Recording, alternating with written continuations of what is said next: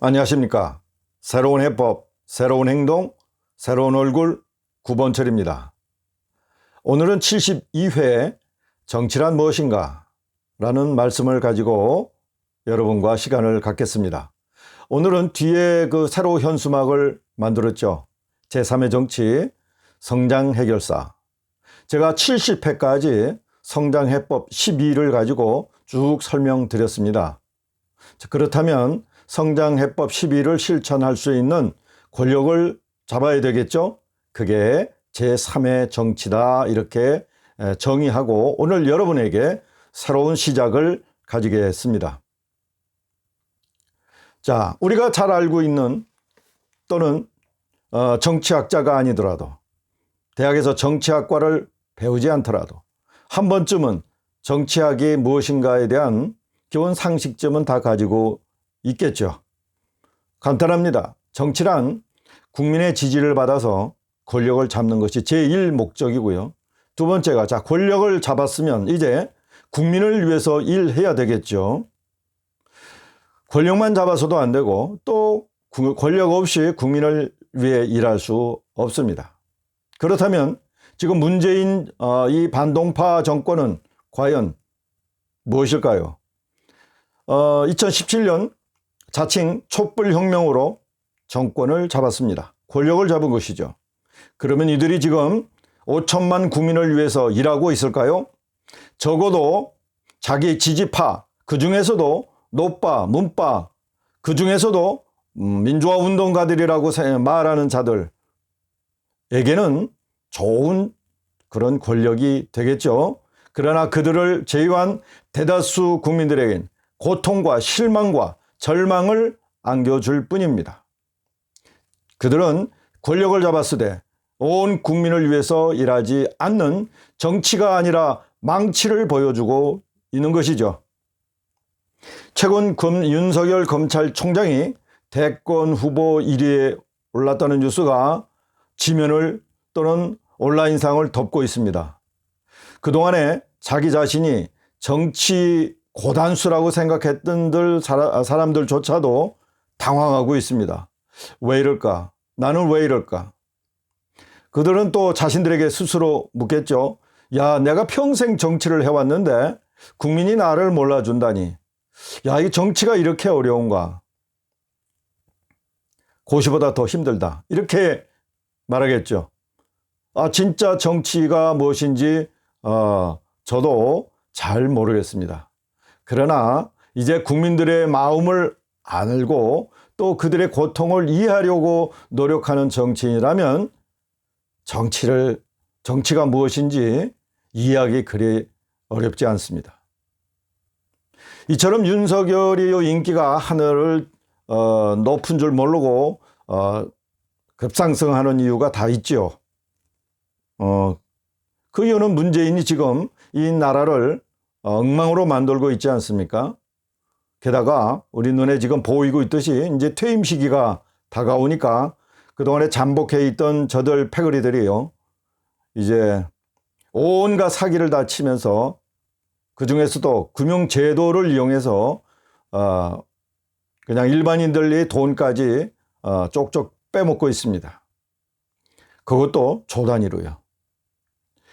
심지어는 이 문재인과 그 일당들은요, 이 불순한 의도를 가지고 일법, 불법, 탈법한 방법으로 세계 최고의 우리나라 기간 산업인 원자력 산업을 죽이기까지 했습니다.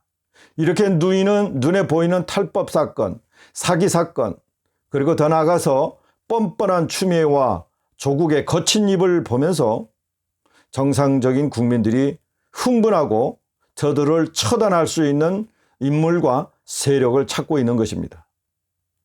다시 말씀드려서 문재인과 그 일당을 이 땅에서 썰어버릴 그런 강단 있는 정치인을 찾고 있는 것이죠. 자, 이제 정치의 답을 아셨죠? 그렇습니다. 간단하게 정리하면 이렇습니다.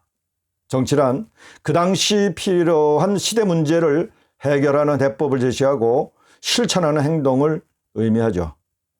이 시대의 가장 심각한 문제는 여러분은 무엇이라고 생각하십니까? 대다수 국민들이 불법, 탈법, 위법을요 양심의 가책 없이 마구 저지르는 문재인 일당이 승승장구하는 이런 현상, 이런 세상을 가장 큰 문제라고 생각들 하십니다. 도저히 참을 수 없다고들 말씀하시지요.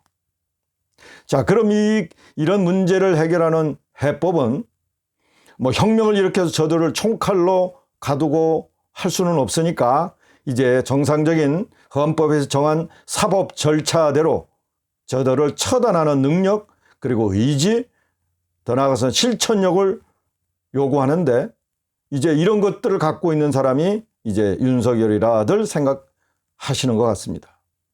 자, 이렇게 검찰권을 가진 윤석열이 국민의 관심을 끄는 건 당연한 것이죠.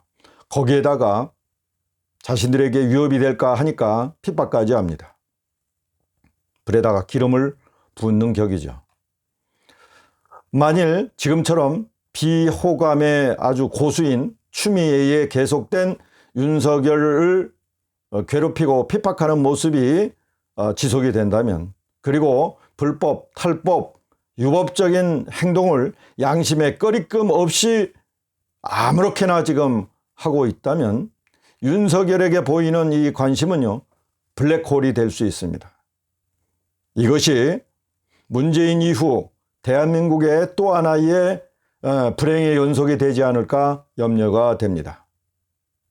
복수에 복수를 더해가는 대한민국의 정치는 모든 것을 파괴하고 결국 내전으로 치닫을 수밖에 없다고 할 수 있습니다.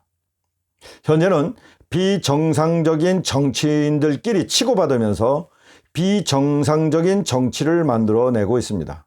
그러나 언젠가는 정상적인 정치를 만들어내는 사람들을 주목할 때가 반드시 오겠죠. 그런 정상적인 정치를 문재인 이후에 전개되는 제3의 정치라 정의하겠습니다. 과거 안철수가 새로운 정치를 내세웠다가 제대로 설명하지 못해서 온갖 수모를 지금까지도 겪고 있죠. 그런 만큼 제3의 정치를 내세우는 우리 개혁파의 각오는 대단합니다. 그럼 제3의 정치는 무엇일까요? 우선 그 이념은 또 무엇일까요? 그것은 신자유주의 플러스 신민주주의 플러스 신실용주의의 신삼주의라고 말씀드리겠습니다. 신자유주의에 대해서는 다 아실 거고요. 그러면 신민주주의와 신실용주의는 무엇일까? 제3의 정치가 있다면 또 제1, 제2 정치는 무엇일까?